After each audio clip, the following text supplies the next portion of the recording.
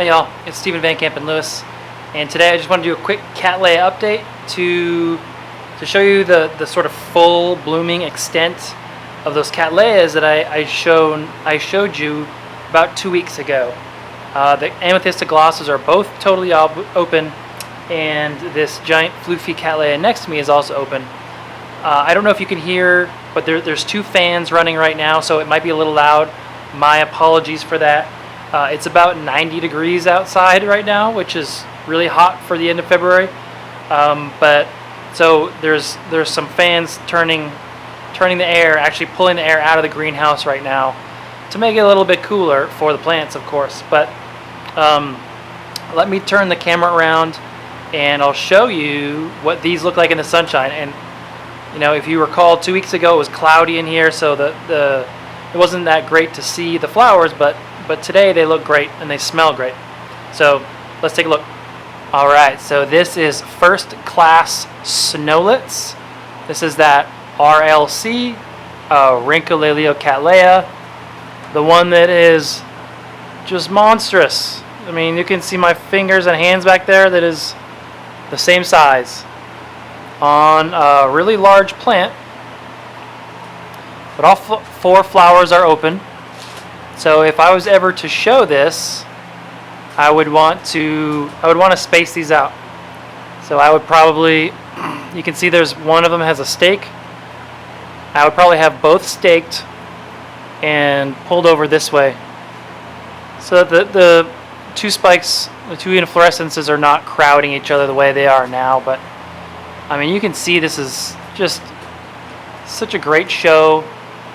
You know, these older ones are still kind of leaning forward, whereas the ones that opened with more sunshine and higher temperatures seem to have opened much flatter and much nicer. So in terms of show quality, this is what you would want all four to look like.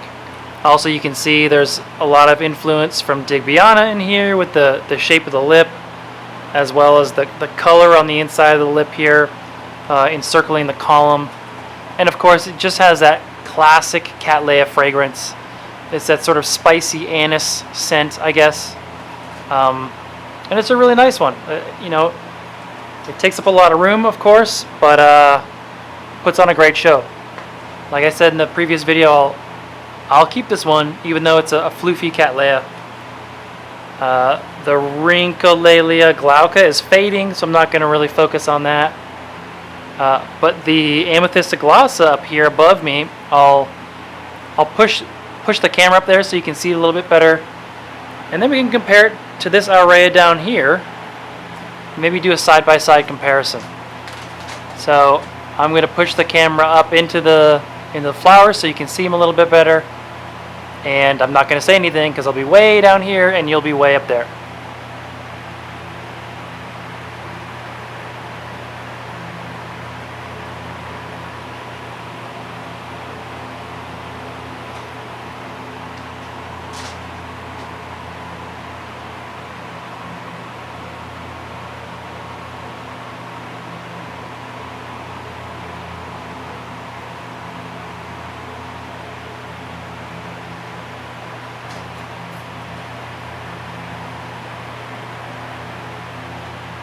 I think you can certainly see why this is one of my favorite orchids of all time, I think, that I've ever kept. Just absolutely stunning.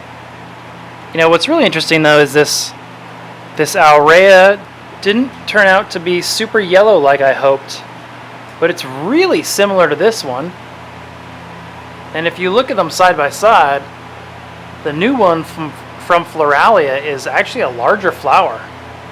So the one on the left is a first bloom, as you can see. I'm just holding the pot in my hand, and this mature plant down here is in a very large pot.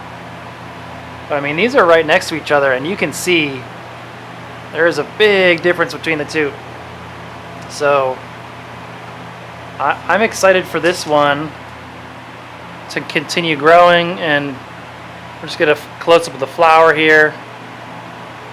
You know, real similar sort of pale background with a little bit of lavender, a real light lavender overlay on those petals, and then just super crisp spots I really like this style of breeding. I call this the Brazilian style of breeding, where they have the real small, distinct, crisp spots, as opposed to what I call the Florida breeding, which has much larger, rounder petals and sepals, but the spots are more blotches rather than distinct spots. And they're kind of big brown blotches rather than these real crisp lavender spots. So, you know, everybody has their favorites.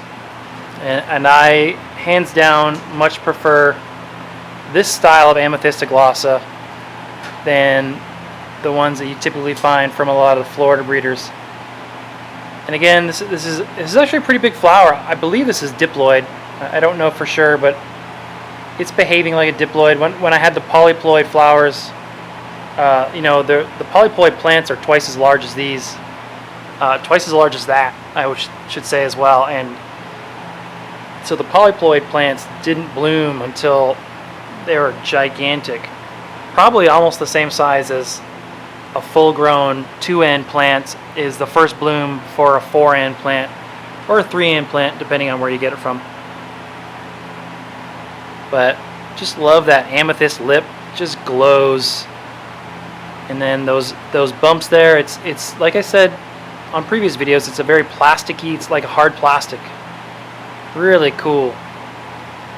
But that's it. That's my update for today. I will kind of put the camera back up into the Amethysta glossa, the larger one, for the final shot.